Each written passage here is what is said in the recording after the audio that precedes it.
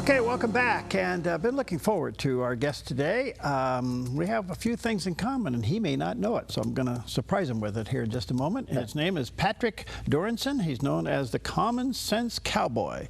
He's an accomplished author, speaker, Newsmax, and Fox contributor. And for nearly a decade, he was a host on his own the Cowboy Libertarian radio show on KFBK Radio in Sacramento. He's the author of a new book entitled The Common Sense Cowboy Guides to Life. And there it is, a picture of the book on the page, on the screen there.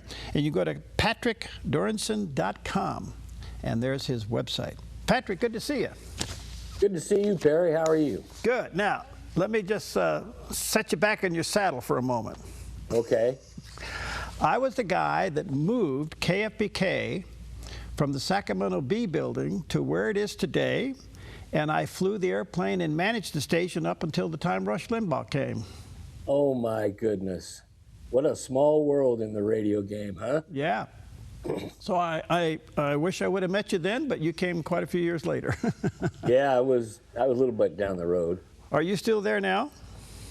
No, I actually live in St. George, Utah. Over the last, 10 years, I've moved around a little bit. I moved to Utah 2 years ago from Idaho. You know, I was a California refugee, kind of, wandering in the wilderness, looking for a place to light.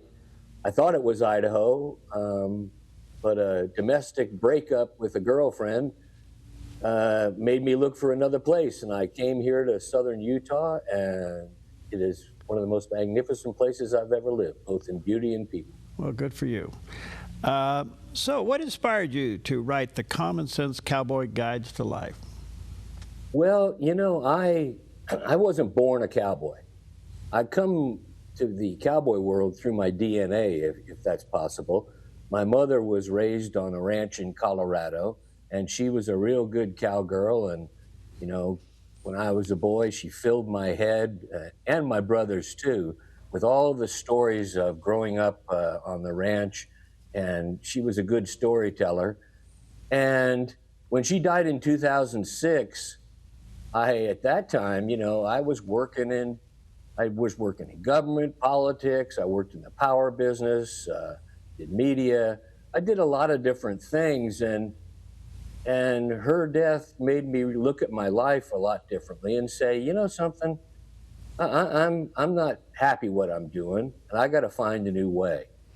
So somebody gave me the book Cowboy Ethics, written by a guy named Jim Owen, and I read his Code of the West, and I said, my gosh, this is what my mother taught me. So I started on a journey to the cowboy world. I, learned how to ride. I started to meet more people in that world, and I slowly was drawn into it, and to the point where, I've been on gathers up in Idaho, gathering cattle off the range. I've been to numerous brandings.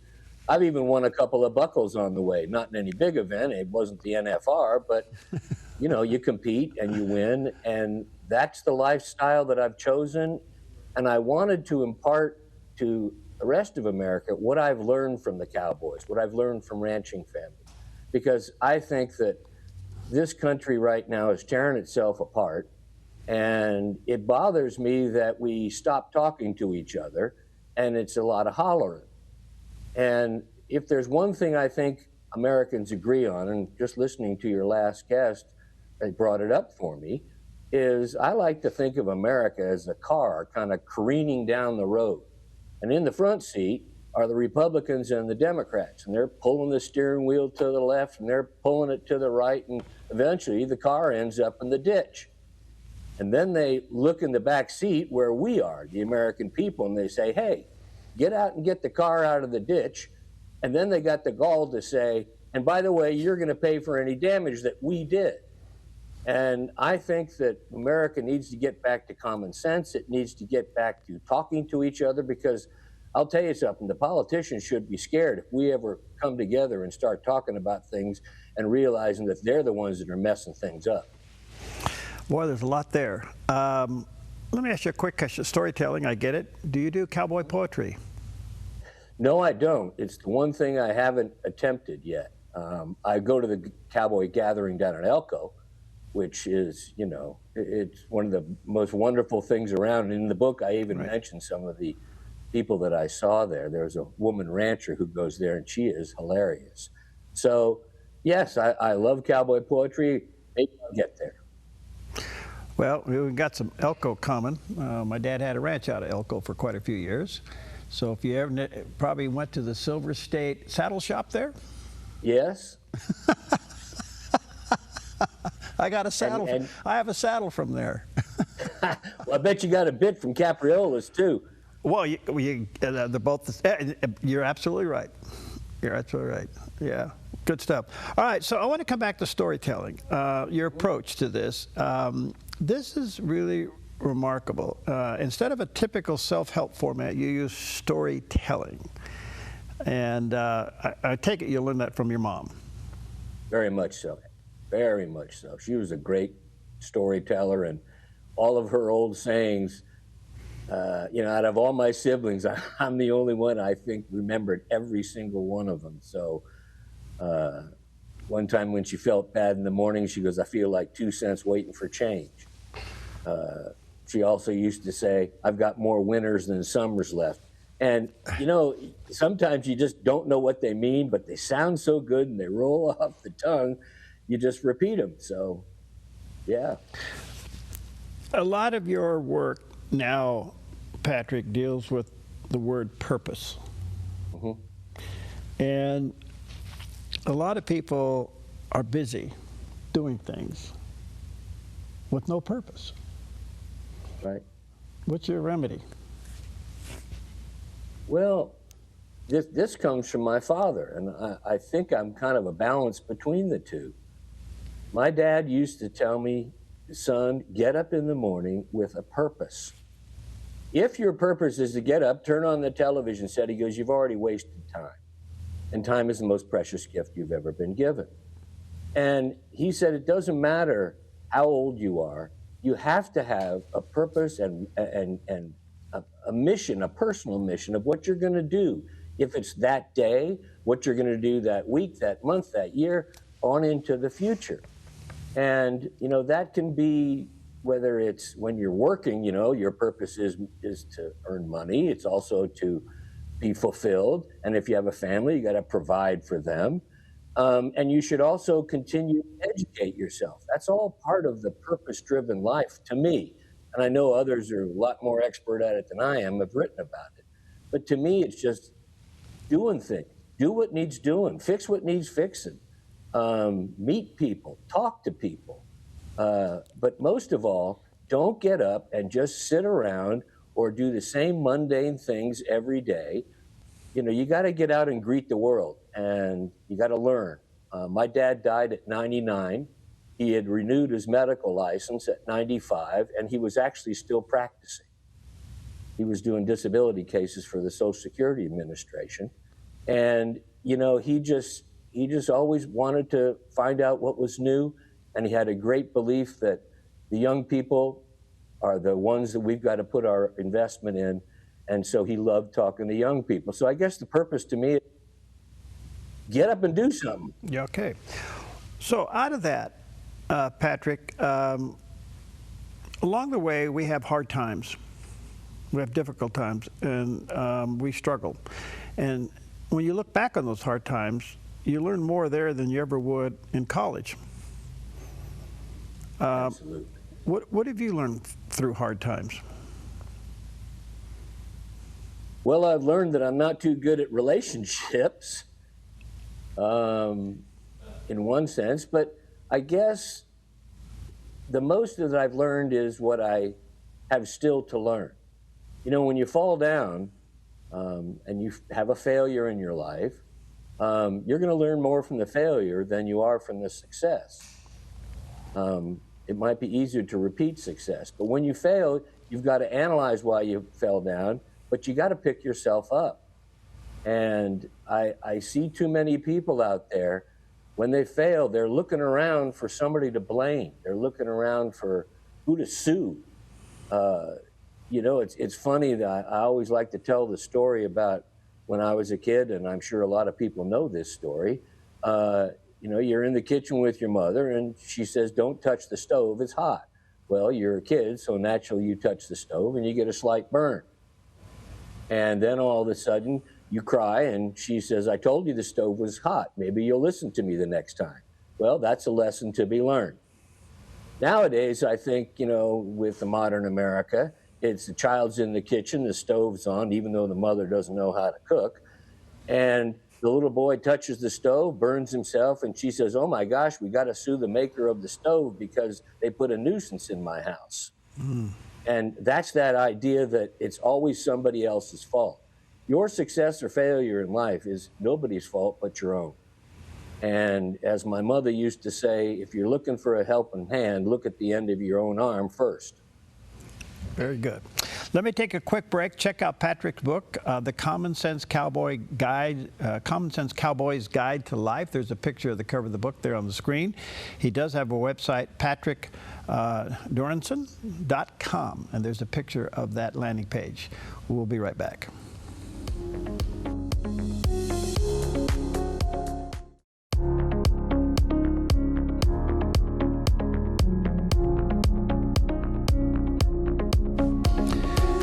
All right, welcome back, and we're saddled up today with Patrick Dorinson. He's known as the Common Sense Cowboy. He's an accomplished author, speaker. He also with speaker in Newsmax and Fox News contributor. He's the host of his own, or was there for quite a while, his own radio show on KFBK, which I'm formerly from. The Cowboys Libertarian Radio Show there, that was for quite a while. And his book is a must-read, The Common Sense Cowboy's Guide to Life. There you go. Check it out, and there's a picture on the screen, and I'm sure you can get that online. And his website is patrickdorinson.com. Wow.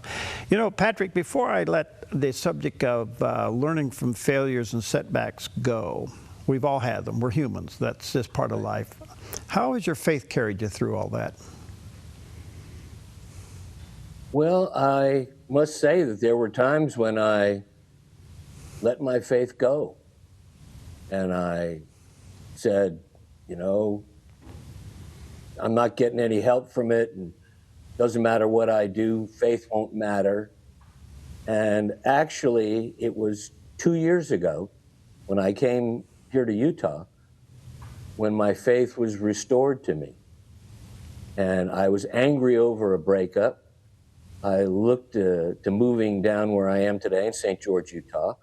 And I said, well, Patrick, you know, this is just another jumping off place, and you've moved so many times, and you've walked away and run away from things, and maybe it's time to face things. And actually, I was at the gym here, and there's this thing where you would, you know, get water to clean off the equipment. So I went to grab the water bottle. And by the way, right before I grabbed this water bottle, somebody else had used it to spray the equipment, and everything looked fine. I grabbed that same water bottle right after this woman, and it fell out of my hands and spilled water all over the floor. And I just got angry. I already had anger in my heart from what had happened in my breakup. And I bent down cursing, and I grabbed some papers, you know, to clean up the mess. And as I'm wiping up this mess, all of a sudden, another hand comes in, and it's wiping. And I looked up into the eyes of this young man. He had this angelic smile, and he didn't say a word. He just kept helping me. And all of a sudden, we were done, and he said, "There, it's done." And then I went to put the papers in the trash, and when I looked back, he was gone. And I'm going to tell you, Perry, I believe in my faith that I saw the Lord, and he calmed me, and the anger went out of my body. Totally. And I said, I've got to return to my faith. I just got a message, and if I don't heed this message, that's on me. And since then, I've restored my faith, restored my sometimes Not every day, but I try and restore my faith in reading scripture and also just continuing, my journey. That is that's a beautiful story, Patrick. And thank you for sharing that. Thank you for sharing that. Out of that, given your background and even that story, you still have a common thread running through you. This I don't know what else to call it than maybe old school, where it's like keeping your word, doing the right thing, even when no one's watching. Look out for your neighbor. That seems to be a theme through what you do. What are you trying to say there? Well, I just think we keep trying to come up with new ways to explain what is timeless. Those values are, it's America to me, and it even goes farther back. It's part of the biblical way, and I don't know why we can't instill this in kids again. Right is right and wrong is wrong. And what bothers me the most about today is that I don't think kids, and I'm not mad at the youth of America. I think they need guidance, and I want to help provide that guidance because I think they've been messed up by adults for far too long. And there's plenty of great kids in this country. I've worked with them on ranches and stuff. I worked with a 12-year-old boy one time who was the best cowboy I ever saw. But what they don't have is that core. And I remember being a kid, and a bunch of your peers might say, "Hey, let's go throw some windows or rocks through the window at that old house on Maple Street." And you've got to say to yourself, that's wrong. You have to have something in your core that you have to measure your decisions against. That's your code. And if you don't have a code, how do you go through life? How do you make judgments? How, when you get older, when there's a business decision, and you're presented with something and you know it's wrong or it's unethical? Nowadays, people say, well, it's not illegal. Yeah, but it's still wrong. It doesn't matter if it's legal or not. It's unethical. Yeah. So I just want to see America restored to the core values that built the country. And maybe then we can start having conversations about other things. That's beautiful. So let me tug on your heart a little bit.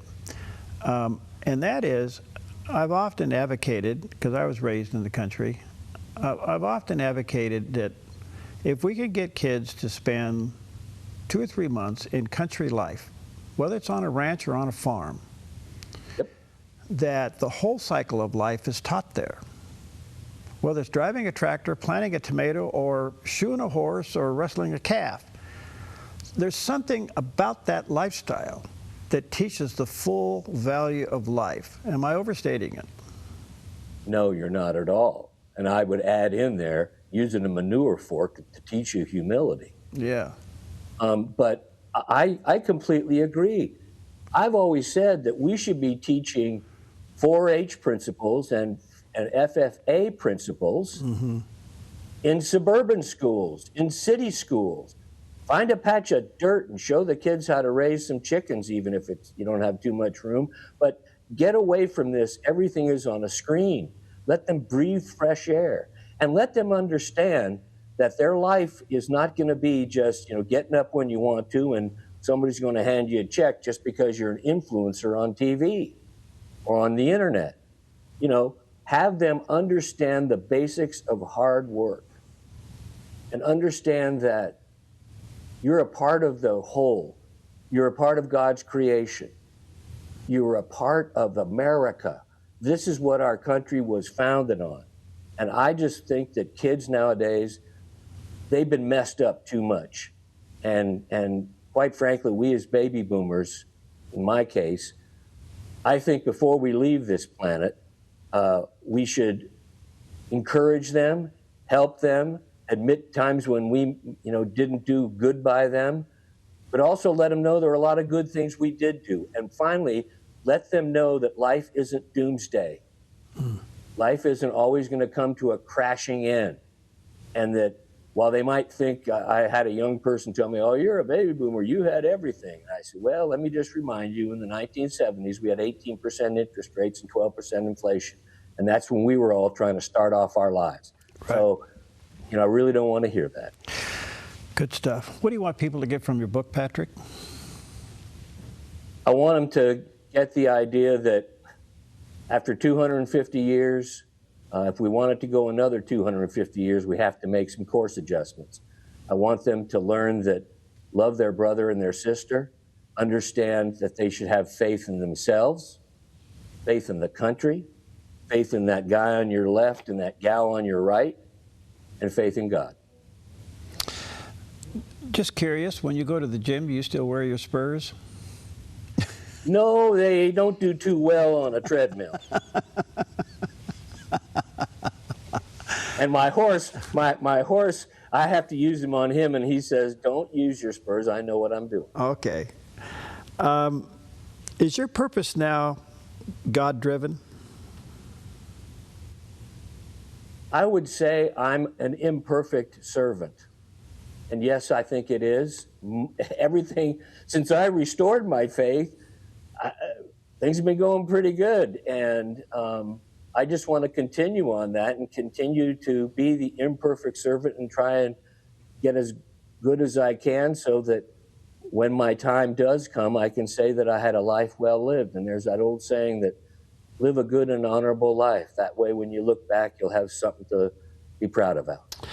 Well, let me say to our viewers and listeners, check out Patrick's book. It's called The Common Sense Cowboy's Guide to Life. There it is, available online, Amazon, around. Check out his website, patrickdorinson.com. There's a picture of that landing page. And Patrick, who knows, maybe we'll see you at Capitola sometime up there in Elko. All right. Because I know a lot of cowboy poets, especially one from our own area here that goes there every year. And boy, there's some really good poets up there. They do a great job. It's beautiful. It's beautiful. Good to see you, friend. God bless you. Thanks for being with us today. Thank you, Perry. God bless. Okay.